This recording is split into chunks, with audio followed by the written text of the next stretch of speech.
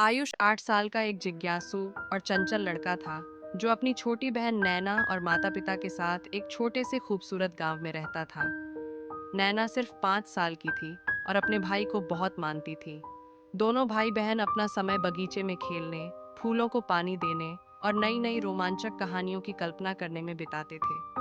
आयुष के पिता बहुत ही समझदार और सख्त स्वभाव के व्यक्ति थे जो हमेशा अपने बच्चों को जीवन के महत्वपूर्ण पाठ सिखाने की कोशिश करते थे। उनकी माँ बेहद दयालु और प्यार भरी महिला थी जो अपने घर को एक खुशहाल जगह बनाए रखती थी। एक सुबह परिवार नाश्ते की टेबल पर जमा था। पराठों और चाय की खुशबू पूरे घर में फैली हुई थी। नैना अपने स्कूल प्रोजेक्ट को लेकर उत्साह में थी, लेकिन आयुष कुछ बेचैन लग रहा था। उनके पिता ने उसकी बेचैनी को भांप लिया और बोले, आयुष, मेरी बात ध्यान से सुनो। आयुष ने उत्सुकता से पूछा, क्या बात है पापा? उनके पिता ने बगीचे की तरफ इशारा किया, जहां से पास के जंगल के ऊंचे पेड़ नजर आ रहे थे। बेटा, मैंने पहले भी कहा है कि जंगल में जाना सुरक्षित नहीं है। वहां जंगली जानवर, कांटों वाली झाड़ियां और ऊबड़-खाबड़ रास्ते हैं। वादा करो कि तुम वहां नहीं जाओगे। आयुष ने सिर हिलाया, लेकिन उसके मन में जंगल को लेकर जिज्ञासा और भी बढ़ गई। उसने रंग-बिरंगे पक्षियों, चमचमाती नदियों और छुपे हुए खजानों की कहानियां सुनी थी। दोपहर के समय जब सब अपने काम में व्यस्त थे, आयुष चुपचाप बगीचे में गया। नैना ने उसे जाते हुए देखा और बोली, भैया, पापा ने मना किया था।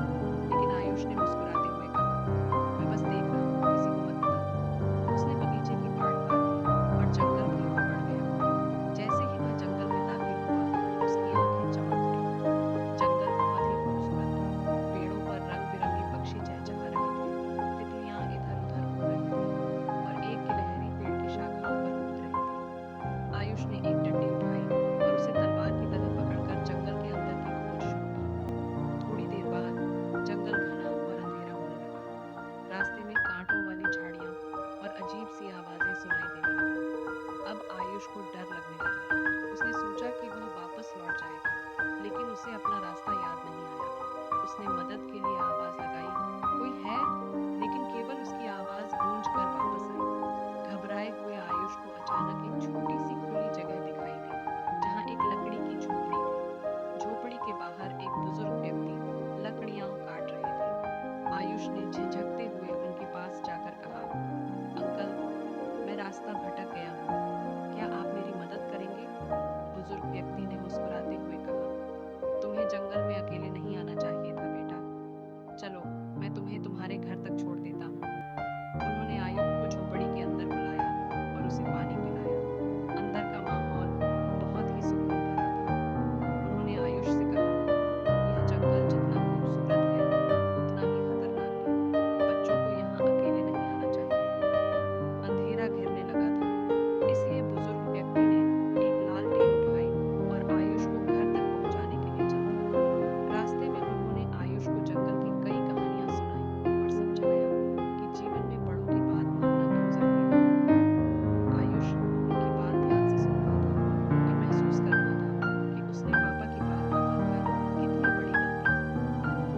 थोड़ी देर बाद वे जंगल के किनारे पर पहुंच गए, जहां बगीचे की बाट दिख रही थी। आयुष ने देखा कि उसके माता-पिता और नैना चिंतित होकर उसकी तलाश कर रहे थे। जैसे ही वे उसे देखते हैं, उसकी माँ दौड़कर उसे गले लगाती है। पापा के चेहरे पर राहत और गुस्से का मिश्रण था। उन्होंने कहा, आयुष, मैंने तुम्हें क्या कहा था? ये नियम तुम्हारी सुरक्षा के लिए होते हैं। आयुष ने रोते हुए कहा, मुझे माफ कर दो पापा, अब मैं कभी आपकी बात नहीं टालूंगा। नैना ने भी उसका हाथ पकड़कर कहा, भैया, अब कभी मत जाना। हमने तुम्हें बहुत मिस किया। उस रात अपने कमरे में बैठकर आयुष ने अपनी डायरी में लिखा, आज मैंने सीखा कि बड़ों की बात सुनना हमें सुरक्षित रखता है। यह उनके प्यार और परवाह का हिस्सा होता है। अगली सुबह उसने अपने स्कूल में अपने दोस्तों को यह कहानी सुनाई और कहा, हमें अपने बड़ों की बात माननी चाहिए, क्योंकि वे हमेशा हमारे भले के लिए सोचते हैं। सभी दोस्तों ने उसकी कहानी से प्रेरणा ली।